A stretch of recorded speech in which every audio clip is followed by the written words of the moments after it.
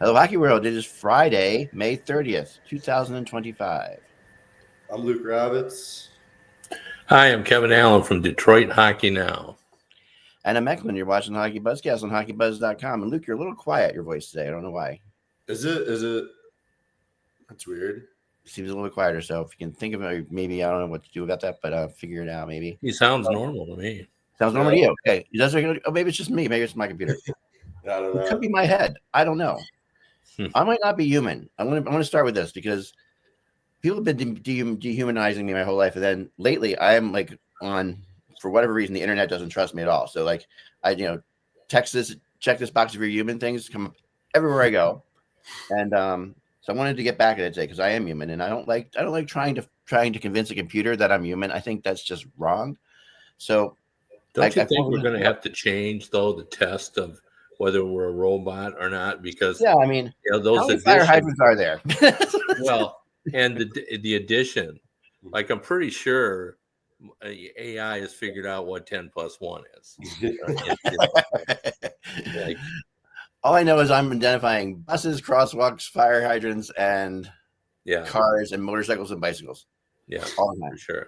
Yeah, you probably don't want to identify motorcycles. Yeah, no, not me. No, I don't like motorcycles. But I'm even trying to get back to the internet today and just say, so one of these things is a banana. All right. So click on the one that's a banana if you're a human. Thanks. Every website you go on, yeah. Every single one. I got it on Hockey Buzz today. Like I'm logging into my blog on my website and it asked me if I was human. And I'm like, what the hell is that about? Don't feel bad because they're asking all the bananas to click on all the humans. So, you're right. I know. So, it's fair. It is fair. I just think they need to come up with something else. Like fire hydrants aren't a real problem. Like they don't jump out in front of people when you're driving. They're not really an issue. No. And there are some funky looking fire hydrants out there. That's what I've learned from that whole thing. So anyway, let's get into hockey. We want to start first. We've got three little things I want to discuss. Well, we have a major topic we're going to get to, so hang on there. That's a teaser. And then we also have a miniature topic. But before that, I want to talk about the last night's game and the Oilers. And so I'm going to start with you, Kevin, on this. I feel like there's so much made in Canada, at least. Like I'm watching the Hockey Night in Canada feed. There's so much made like that this Oilers team is just not as nervous as last year's Oilers team. Not as nervous. I mean, I think there's always in professional sports, not just hockey, but everywhere, that in order to win it all, you got to understand it by having been close before. I mean, we always talk about that. And the Oilers, obviously, this is their second kick at the can. And last season, they went to school. They learned about what it takes. You got to fail before you can succeed. That's sort of the maxim of all sports. So, this is kind of where we're at now is where, we've been talking about for years with the Oilers is that, not since the days of Gretzky when they certainly understood about winning. Since then, they don't know anything about it. And now I think they're sort of figuring it out. So, I think that's why they're not nervous is, this is all very familiar territory with them. And now they just have to, clear the last hurdle as they're, speeding down the track. I guess that's it. I mean, so, like, did you get it? Luke, one of the great things about Luke is Luke has played against some of the younger players in the league that are in there now. Like, and he has adjusted. So these interview questions these guys are getting asked afterwards. I wanted to ask you about this, Luke, because like we're reporters, you're a player. So like that's the first thing. First of all, someone has to eliminate the "how does it feel" part of every question in my world. Like that, just be better. Like how does it feel to win this game? Well, it's nicer than if I bought a new radiator, but not as good as if I had married someone pretty. Like how does it feel? I don't know, but that always makes me nuts. But so how does it feel? How does it feel, Luke, to like watch like when you saw Connor McDavid and Draisaitl interviewed last night? What do you feel about the differences between those two? I mean, they're just completely different personalities to begin with. Like McDavid's very much like an introvert and like tries to keep to himself, whereas Draisaitl towards the media doesn't really care as much and kind of says what's on his mind. Yeah. I really didn't see much of the Draisaitl part, but I was watching the McDavid interview after the game, and like, in my opinion, they're just asking him the most bland questions that, I mean, you can ask anyone. And like, what do you think he's going to say? Like, obviously he's excited. I mean, you're just asking the best player in the world just the most wrong questions flat out. Like why not ask him what it took for him and his team to get there, or just the sacrifices he had to just go through during this past year. I mean, like this guy is generational, and it's kind of sad to see. I wouldn't say it's sad, but it's more of like, why don't you just ask better questions for a guy who's completing greatness right now? He's chasing like the GOAT. He wants to be the GOAT. And right, exactly. That's just my thoughts on it. But I mean, so I've been lucky to be in player circles with the great Kevin Allen, okay, who asks good questions, I always thought. But what do you, I mean, obviously you feel for these reporters to a degree, right? Because they're, yeah, I mean, for sure. Like, to be honest with you, just in my experiences with Connor McDavid, I don't think it really matters what questions you ask. You're really not going to get the, right, the level of answer that you would really like to get, because he's not a guy that's going to bare his soul. And I don't think they did him any favors early in his career either. And I've seen this before, but when he first came into the league, they really almost sequestered him.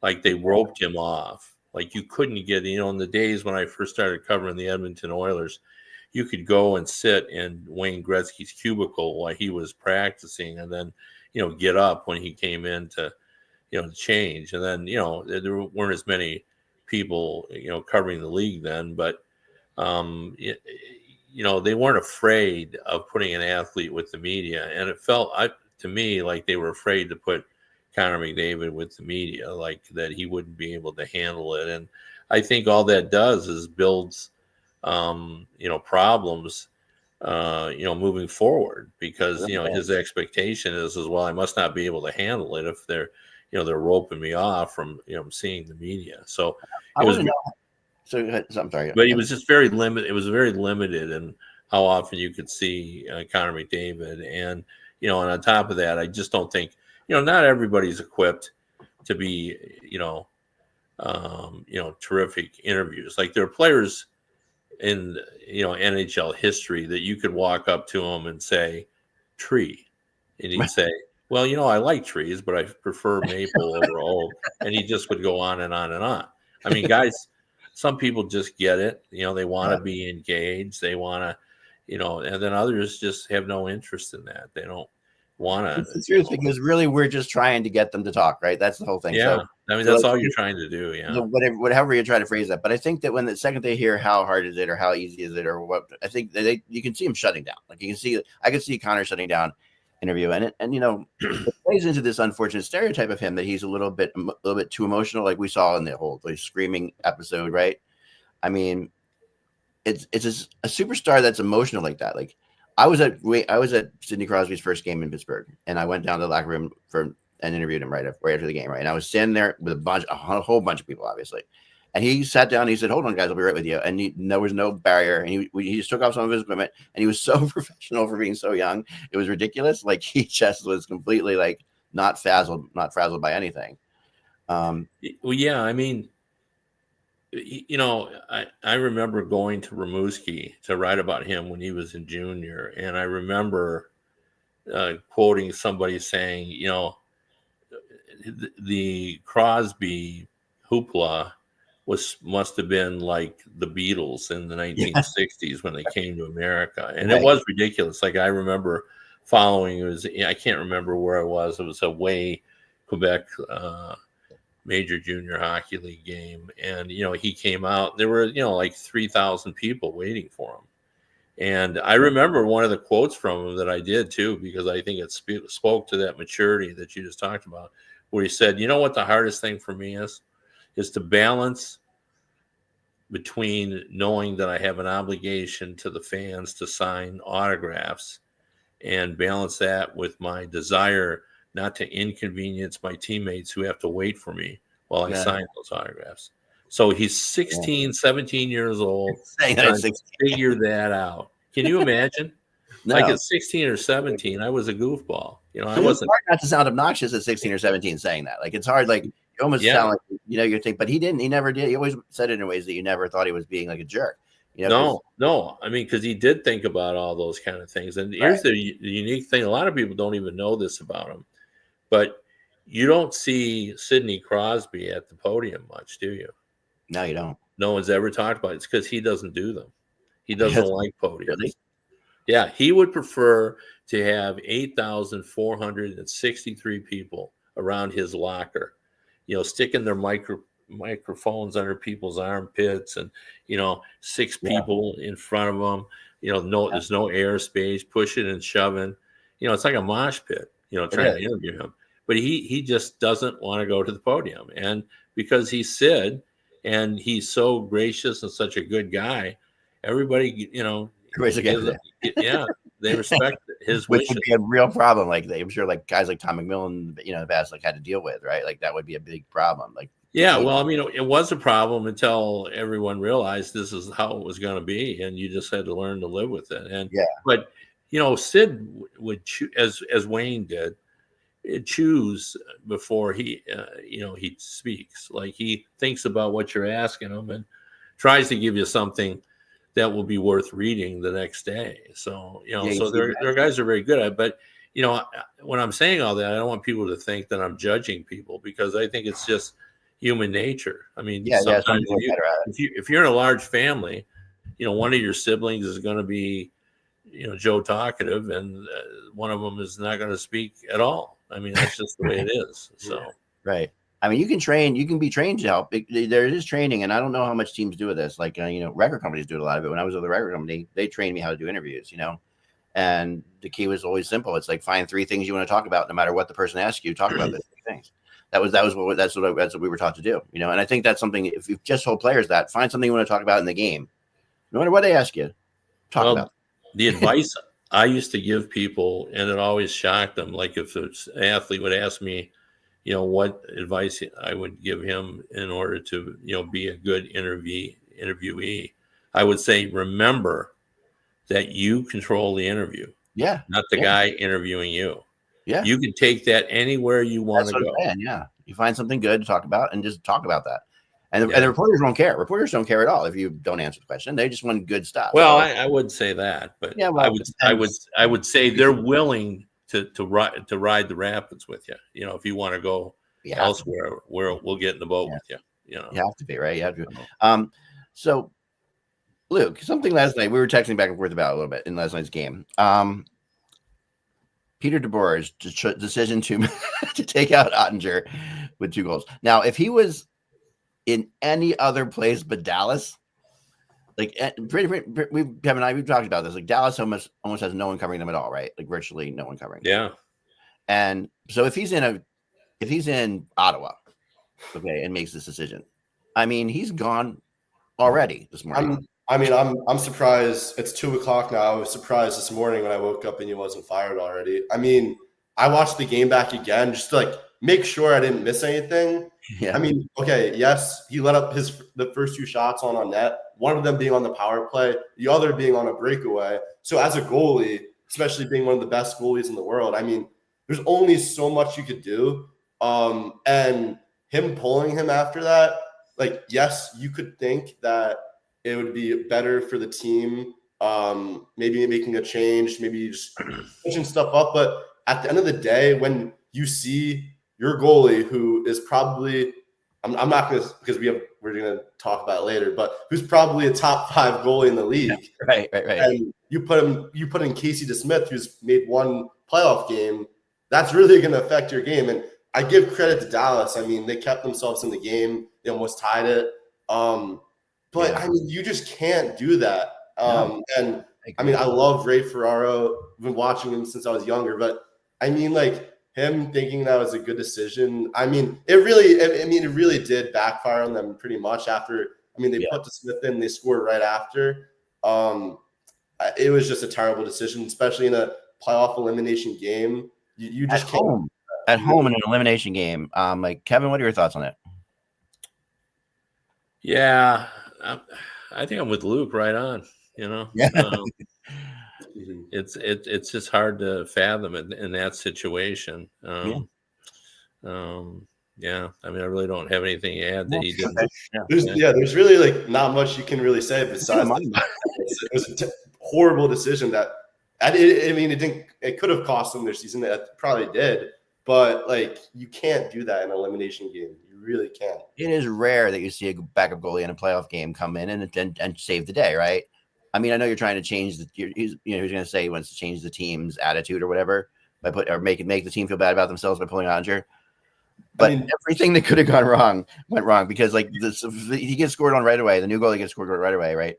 And then every time Dallas would get within one, when you needed the big save to keep you within one, they didn't get it.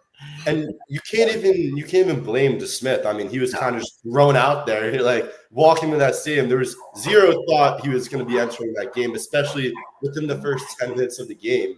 I mean, he made some pretty big saves. One on the Kane wraparound, and then the other on the Draisaitl one-timer. But then you have that Evander Kane goal, which it makes you think like if Oettinger was in that game, like would have that gone in? Like how can you chase the game and make yourself they're trying to chase the game as it is, and you made it worse. Like they didn't get the big save at the big time, which is why you have a guy like Oettinger in there. Like that's like it's like top pitchers sometimes in baseball. Like they'll have a bad inning, and that doesn't mean like you're gonna pull them. You gotta let them work through it and manage their game, and that's how they get better. And that's what makes them great is overcoming that adversity. So I mean, terrible move. I mean, I'm gonna be honest. Like I knew Edmonton was gonna win the series. They were a better team. This is the matchup that it was gonna be, but yet again, you can't do that. No. What happened to Skinner, Kevin? Like, why did he suddenly become godlike? Like, well, I mean, it's. I was about to say it's early, but we're in the finals, so it's not early. But it's not early anymore. But that's who he is. I think he's inconsistent, and you want consistency from, your goalies. And I don't think there's tremendous faith among the fan base, or they would never admit it. But do you think the Edmonton Oilers are thinking, well, we got this because we got Skinner? They're not thinking that. I agree with you. Every time it comes down, it feels like the saves he make are cheered so loudly because he did it. He did it. Yeah. Well, he did it. I mean, one of the biggest lies ever is uttered in hockey is when players say, well, we play the same no matter who's in net. Right. No, you don't. Not even close. Yeah. Like, you saw all of a sudden teams that, are pushing up ice all the time suddenly, are playing defensive, one guy's staying back, you can tell, that's, you could always, like the Buffalo Sabres weren't skilled enough to play wide open when Dominic Hasek was their goalie. Right. But they did play wide open because they could. Because they knew that the percentage, it was like 94% that literally, because that was the save percentage, that Dominic Hasek was going to stop everything that went back the other way, and so they could play that way. And when they had the backup in back then, I can't even remember who it was now, but they played differently. They didn't. Marty Biron, maybe Marty Biron. I'm thinking. Maybe. Yeah, could have been. Yeah, but they played completely differently. So. Oh yeah, and that's normal. And in this situation, I just think, is it possible that Peter DeBoer loses his job over that? No. Yeah. No. Okay, but like I don't know. He's a respected coach, right? I tell you, their owner is going to be over the moon with anger, no doubt. Yeah. But Jim Nill is one of the most rational human beings on the planet, and he's going to slow everyone down. This is a guy who once told me that when he gets an email that enrages him, he closes it up and he doesn't address it for 24 hours. That's what he once told me, because he said you never should make a decision when you're boiling over. So I think what will happen is sure, everybody's going to be mad about this, but I think everyone, if they looked at it rationally, said they were going to lose anyway. The Oilers were going to beat them. Sure feels that way. And secondly, DeBoer is a great coach. Like, he's just exceptional. And yeah, I don't know what he was thinking, but Yeah. Don't we exalt guys who say, "Yeah, I had a hunch." Well, his hunch was wrong this time. So I mean, the only thing you can say is that, in fairness, Ottinger didn't dominate the series before that either. You know what I mean? So that, to me, like, so there were a bunch of games that happened, right? 4 games that happened where Ottinger was not even as good as Skinner sometimes, and so he was playing below his level, right? But if that's going along, make that call when you're down 2-1, not when you're down 3-1. Maybe I just especially within the first 10 minutes of the game, though. I mean, only 2 goals. Because suddenly your fan base is now like terrified of what's going to happen next. Like they're all fired up. They paid hundreds of dollars for his tickets. They're there. But who knows how the Dallas fan base feels, because there's no one covering that team. Right. I mean, I was impressed with how loud they were. I think they did a good job at keeping their volume up throughout I think all the Southern teams are really impressive with how loud they are. Like, that has changed in the last 15, 20 years, and it's just like Dallas and Florida. But it is so strange because, in almost every city, what writer you can go to to find the playground where everybody argues after the game. It's like the equivalent of, the hangout, the bar, and where's the fight going to be held? Where's the debate, the argument? And there's no place to go in Dallas. Like, you can't, I don't know who's, Twitter feed, X feed that you got to go to figure out how people are feeling after the game, because they really don't have anybody really that kind of covers the team. That I kept going to when Hockey Night in Canada was their play-by-play guy. They would keep talking to him. That's they would talk to him. It's which is, I mean, and play-by-play guys are hired by the team, so they're in a weird spot. They can't necessarily come out and say that was a terrible move, right? So they're in a different spot. So that's hard, it's really, but maybe you can tell how good the guy is or how ingrained he is with his team by how much he says. Like, right. I live in Detroit, where Ken Daniels and Mickey Redmond say what they want to say. No one because they're, everybody, Mickey's an institution. So, right.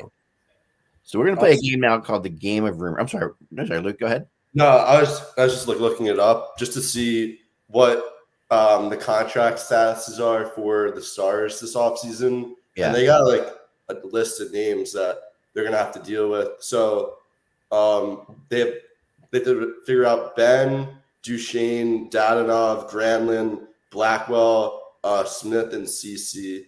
And then potential RFAs are Maverick Bork and Niels Lundqvist. So, I mean, I'm curious to see how they're going to handle this offseason, address some of these new moves maybe that they're going to do, and see how they bounce back. I mean, I feel like I've seen this. I mean, I'm only 20 years old, but the past decade, it just feels like they make it to the conference finals every year and just find a way to not win it. Yeah. I mean, they went to the finals in the bubble, if I'm right. Yeah. Yeah, they did. Yeah. And you always the whole year, I was telling all my friends about the Stars, this is the year. They have the backbone of their team. They have Thomas Harley, who I think I think he is a top 10 defenseman, especially next year. Heiskanen. They have star offensive power with Robertson, Johnson, Rantanen. I mean, that's a Stanley Cup winning team right there. But for whatever reason, they just can't get over that hump in the conference finals, and it makes you think, what more does it really take? Yeah. I mean, it sucks that you had to go through McDavid and Drysdale in their quest for their first cup. Yeah, that's the thing. Yeah. So I don't know. I'm curious. I'm just curious to see what they're going to do this offseason. Well, it's interesting too, because I'm hearing some rumbling. We look at the guys that got the offer sheet last year, and we've sort of moved away from the idea, because it really never ever worked, that you go to a team that doesn't want to go to the cap, Nashville Predators when they had Shea Weber, and you go after a guy that way and you pay him up. That never worked. But now we're going to a different way. We're giving guys that are on their way up that are they ready, are they not ready, and then you give them a more higher wage than the existing team wants to give them, and that's how you hope to get them. And St. Louis got 2 players like that, which it's just a different strategy, and it worked. Yeah. Well, I bring that up because I think Dallas has one of those guys. I think Maverick Bork is a guy that I think it's possible he could get, an offer sheet. I do too. I Yeah. like him a lot. I think. Yeah, he's a good player. Yeah, people forget that. I'm pretty sure he was a first round pick, wasn't he? I think, He was a first round pick. yeah. MVP last year of the AHL. MVP of the AHL last year. Yeah, no, he's a terrific player, and I just think I think you move away from Duchesne. I just don't think he's the guy that. And I just think it's time to move on from Jamie Benn. Yeah, I was about to say that as well. Yeah. All my points down. Yeah, just as the case. So let's talk a little bit about, before we get into our main topic, which will be, and this is like a 5-minute discussion, because I had a thought, Kevin, about rumors. I wanted to talk to you about this because you have been a mentor for me forever, and different rumors things are. So yesterday there's a rumor that comes out, and Luke, in this scenario, you're going to play the player, okay, and you're going to hear these rumors that are coming out, and I want to hear how you would react to them, and then we're going to talk about how they actually happen.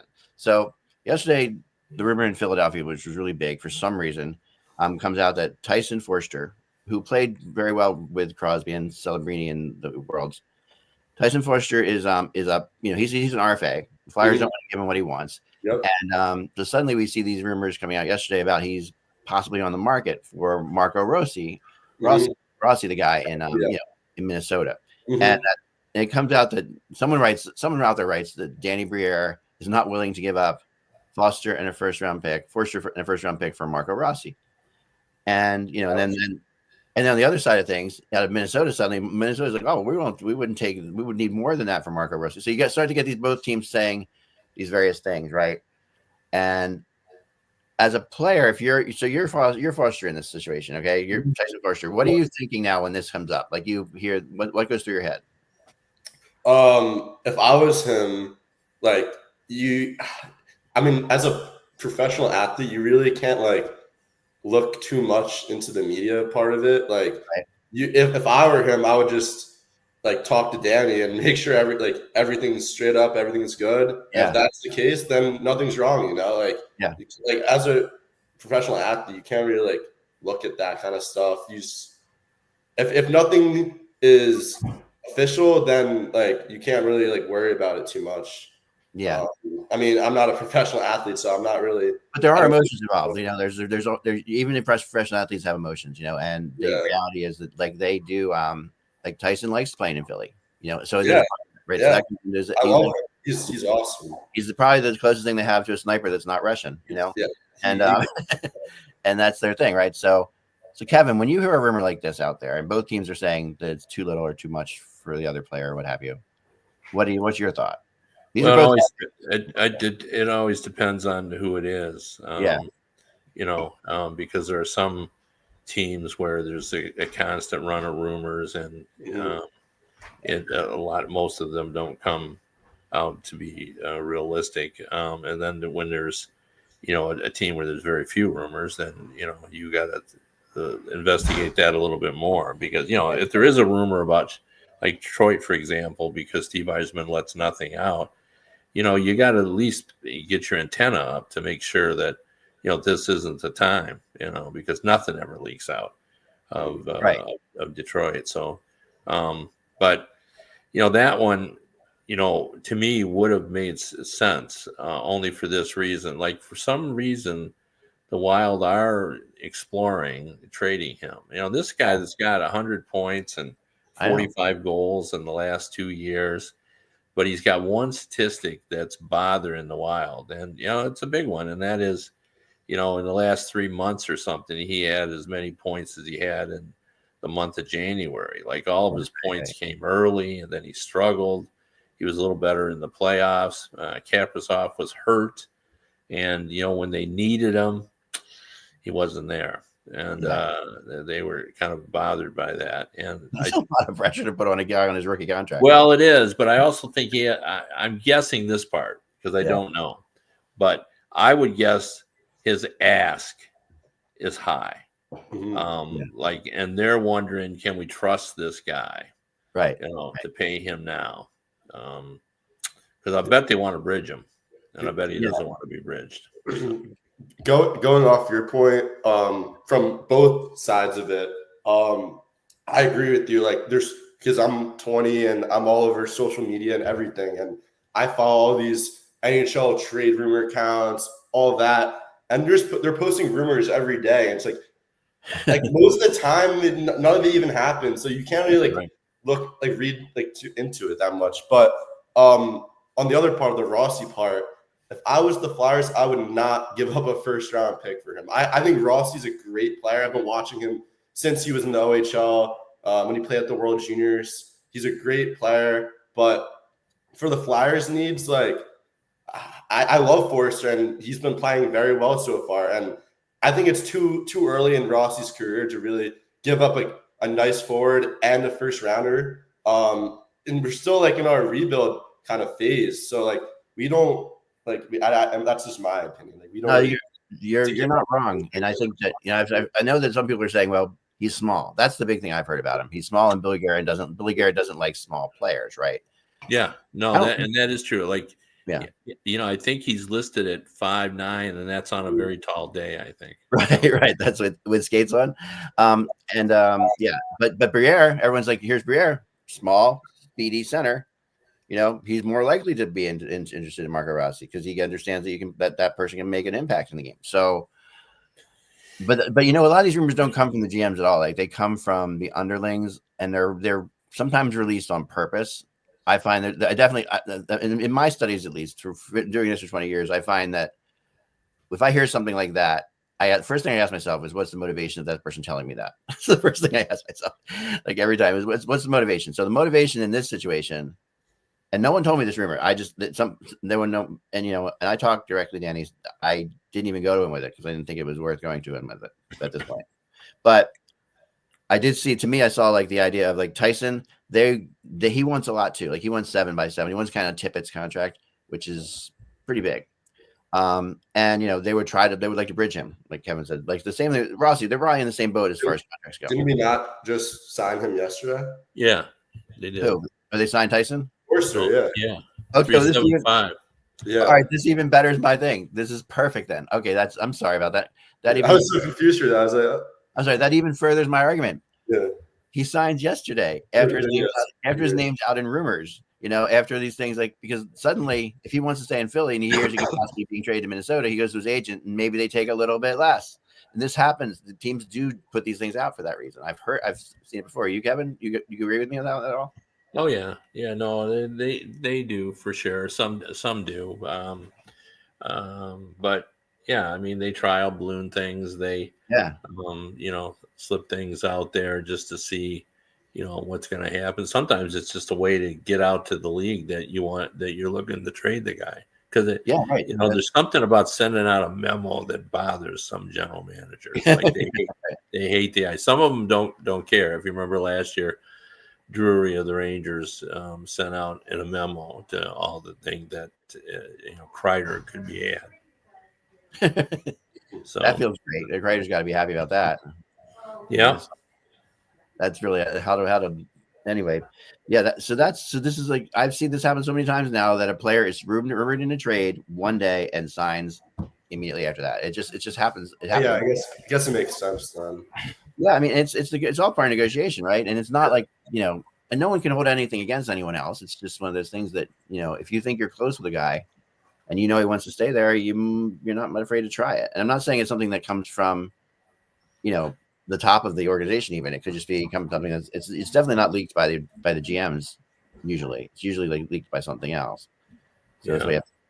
So all right, here's the hockey. Here's our main topic for today is. Who in the NHL? Who the hell has a number one goalie? That's what we're going to try to figure out today. We talk about we discuss this term all the time, and it's a good subject, and I say that because the Red Wings have no goalies. The Flyers, so near to the Flyers, yeah. And I've looked around, and like the collection of number two goalies. Just isn't awe-inspiring. So I agree. There's no goalie available in the free agent marketplace that I would, if I was a GM, would be chasing. and whoever is available on the in the trade market isn't much more impressive either. I think there's actually a kind of a shortage of quality goalies. I agree. So yeah, especially in Canada as well. Yeah, that's a good point. But I mean, Binnington's a good goalie, but I mean, he's the best country's. He's the leading goalie of the best hockey country in the world. I mean, Binnington, yeah. I don't know. No, and he's gotten it. Now there is an interesting thing going on in Philly. All of a sudden, a rumor flying out there that Carter Hart's going to possibly be back here. He's not coming. He's not playing another game in the NHL. I don't know. I really like Al Morganti put it out there. I trust Al. He's usually pretty good with that kind of stuff. I'm not going to talk anything about the whole investigation, but I don't think any of those guys, even if they are proven not guilty, I don't think no team is going to take a chance of having those guys on their team with what's going on. Yeah, they've also been away already for 3 years. Like they're probably not up to the NHL speed that they used to be. Like, I don't know. Yeah, I mean, I know exactly what Luke is saying. Like, even if they just, are not guilty. Yeah. All that went on, all the people listening to the sordid details, like the behavior, while, maybe the courts will decide it wasn't a criminal act, that the behavior is going to be hard for any general manager to sell. To the public. And I know, Eklund, you've written that thing about it, and the piece you wrote is sort of been kind of unfolding there because there are people in the public court of opinion that side that, but that same public court of opinion will make it difficult for any NHL team to bring them back. And I know there are general managers, I could probably name 3 or 4 off the top of my head, that won't be bothered by that, but ownership will. And that'll be the kind of thing that'll be a tough conversation, for you to go into your owner and say, yeah, I want to bring this guy in, and the owner's going to say, I read that stuff, man, that was it's hard to read.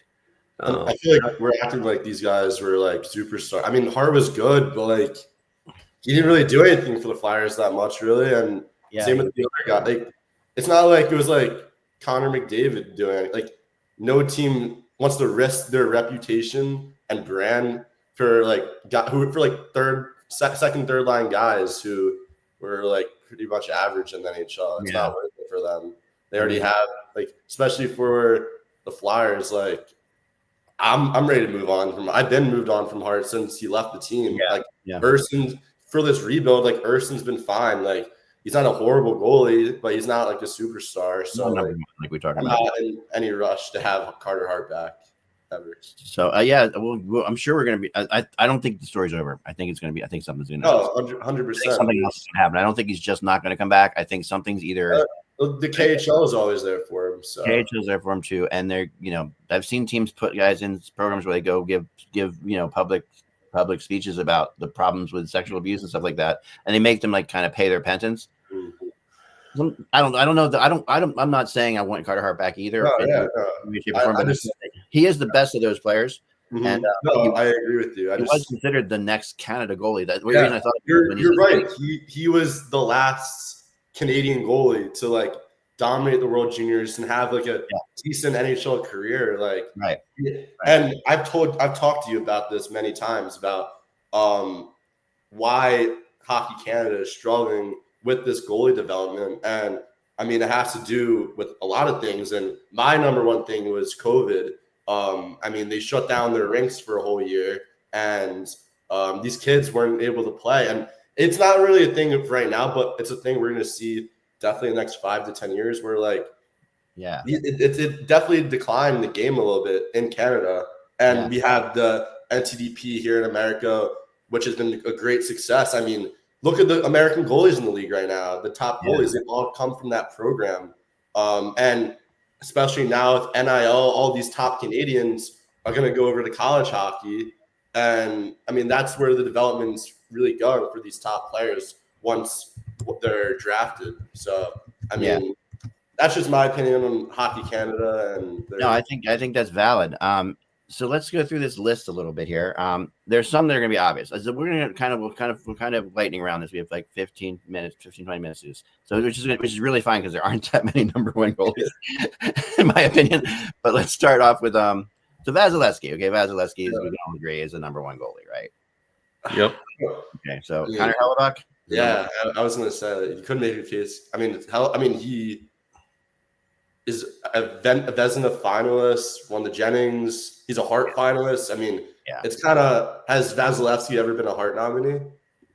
I think so. Or wasn't he, Kevin Vasilevsky? I don't remember that he was.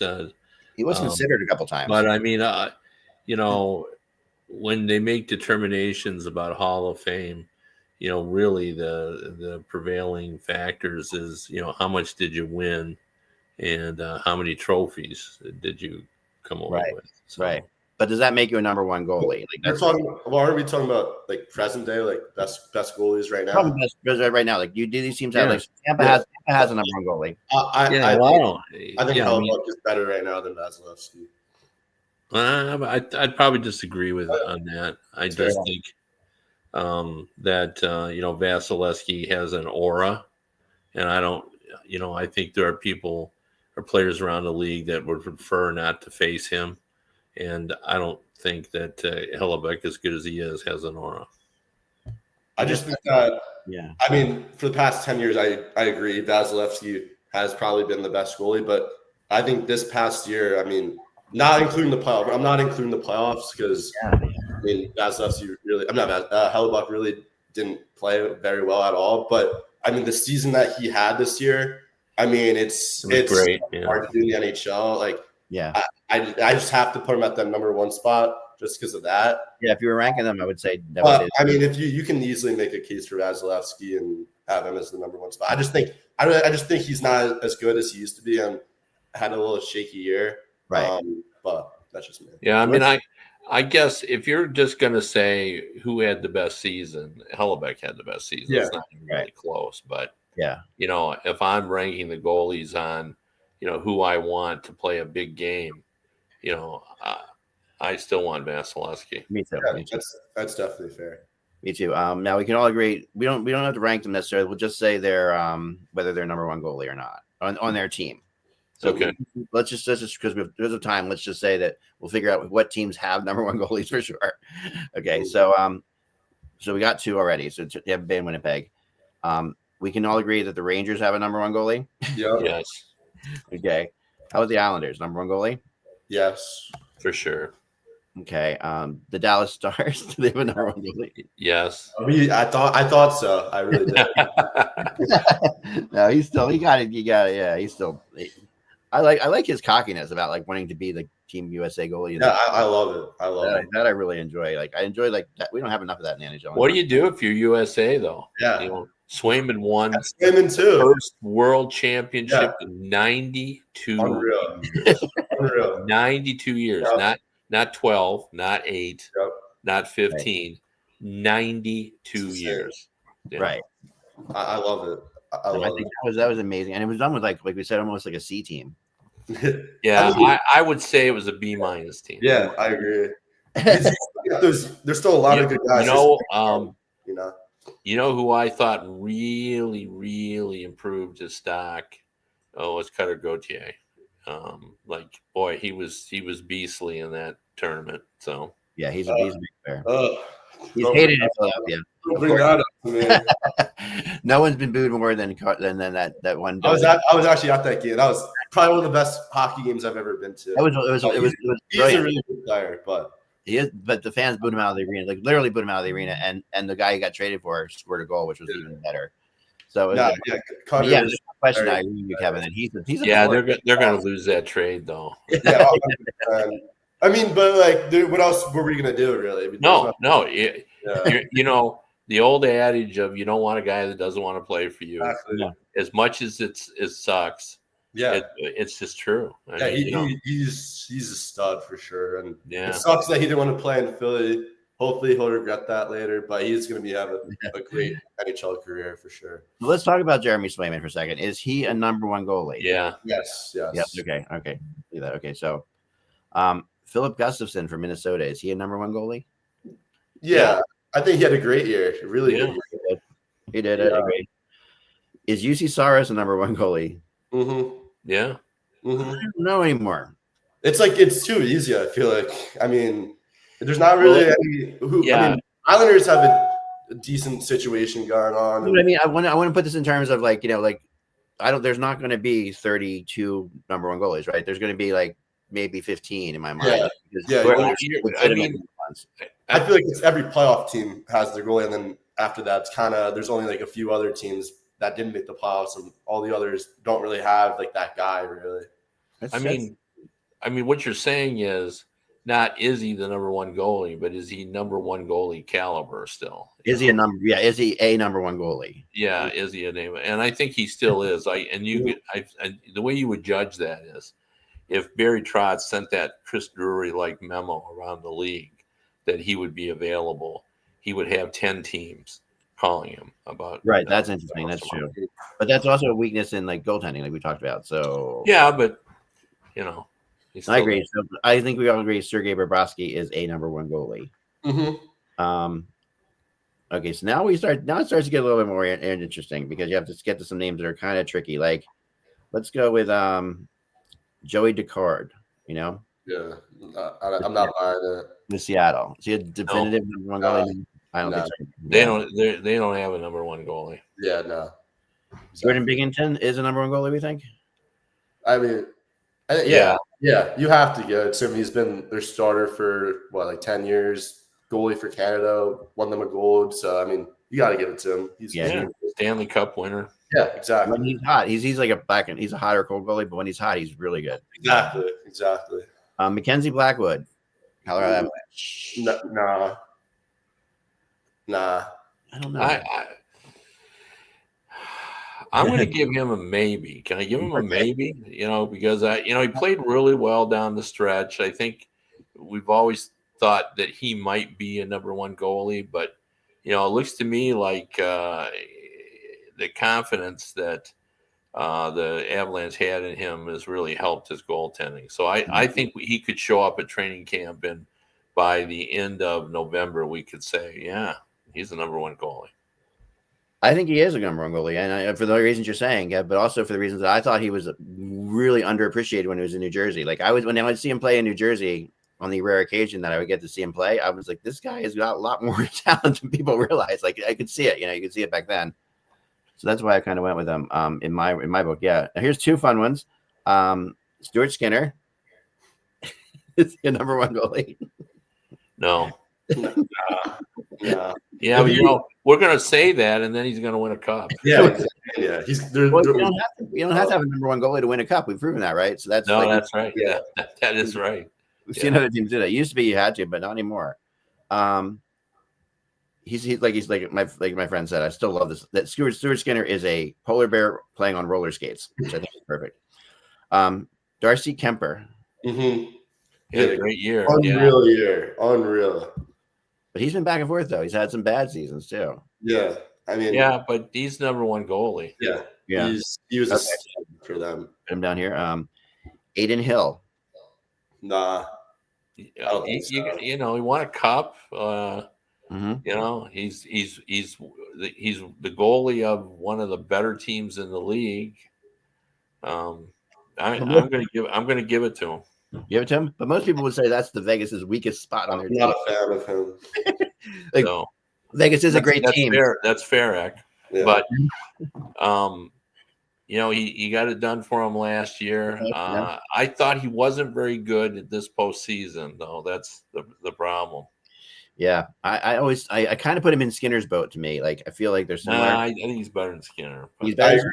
I agree with that for sure. Interesting. Okay, Jacob Markstrom. Yeah, I mean, it was tough for him this year. I mean, I don't know.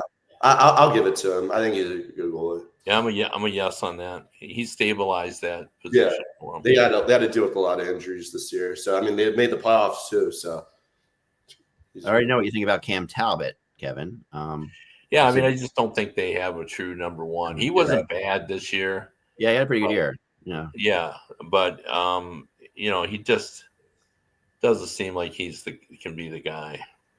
How about Elvis in Columbus? No. Yeah, me too. No. Mm-mm. Dustin Wolf in Calgary. Yeah, 100%. Yeah, I'm really impressed by him. He really He's very, very good as a rookie. Yeah, and Yeah. he's ahead of the curve on age too.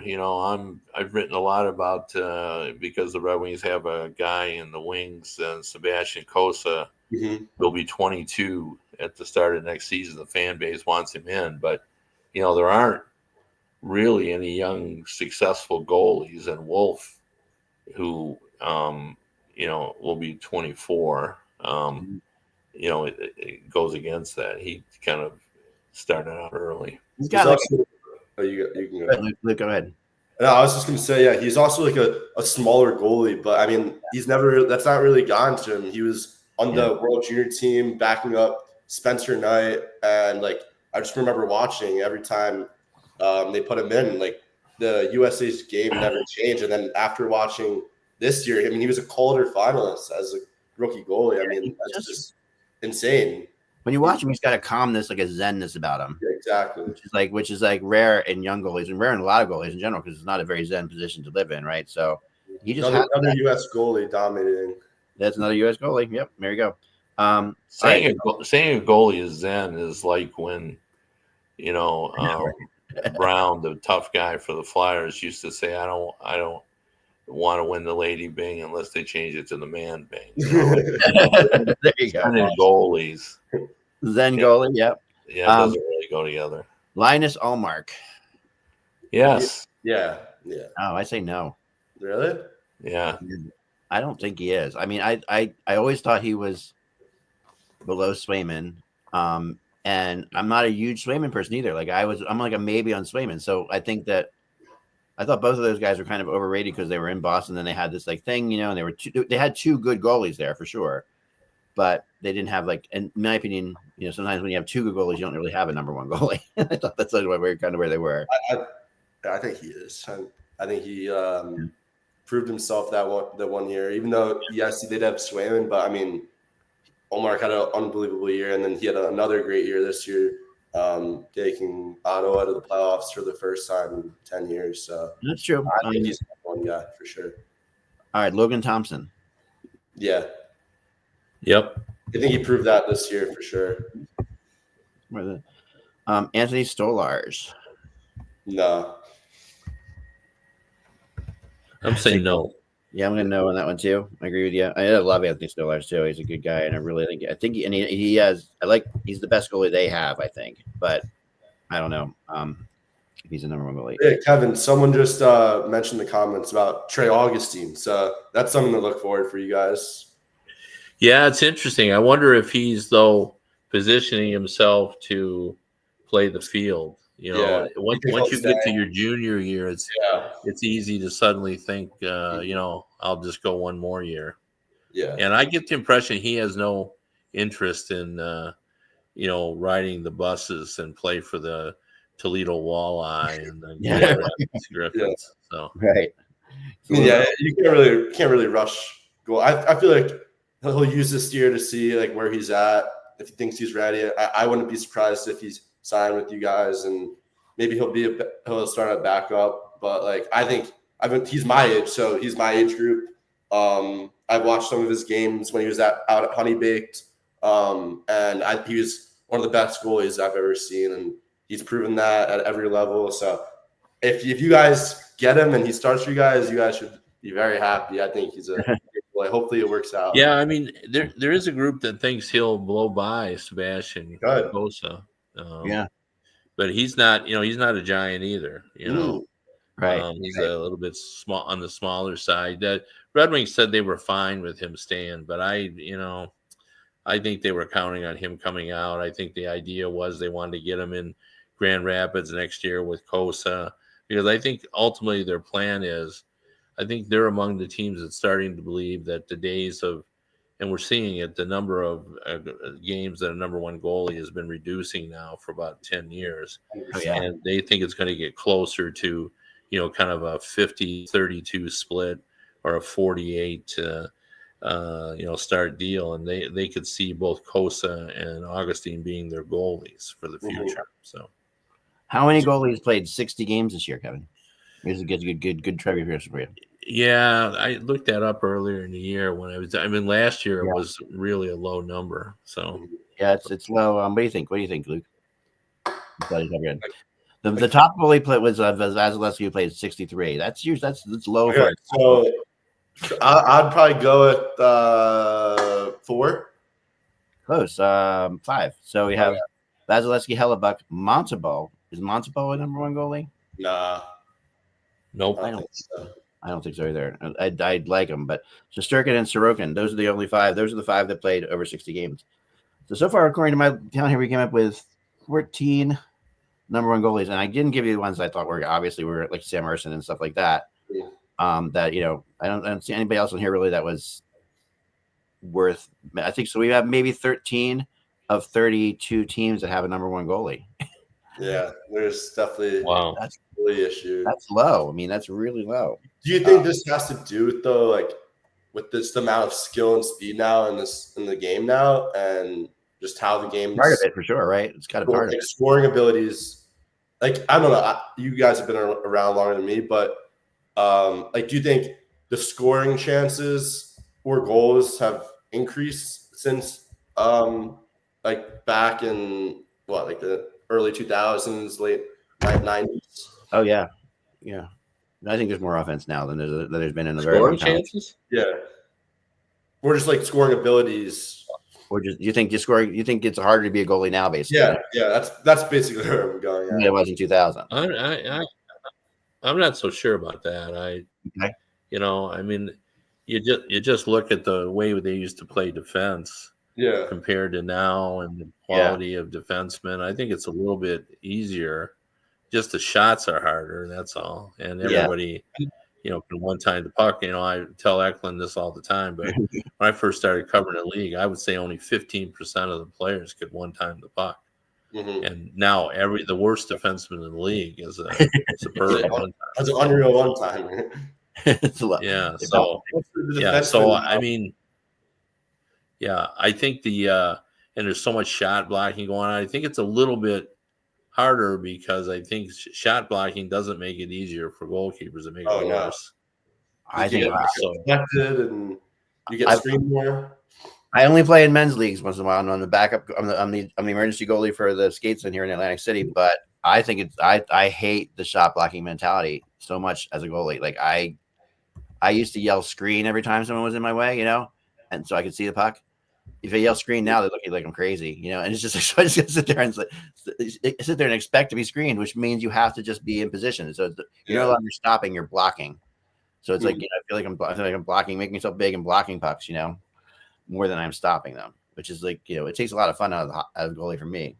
But everybody wants to block shots, even in men's leagues, which I'm like, you got to go to work tomorrow. It's going to hurt. You're going to feel these. You're going to feel these shot blocks.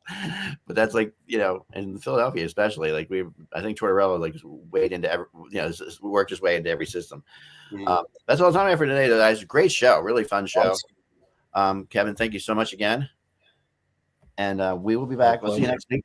We'll see you next week, guys. And without the buzz, it is just hockey. So we don't have any games to talk about until Thursday.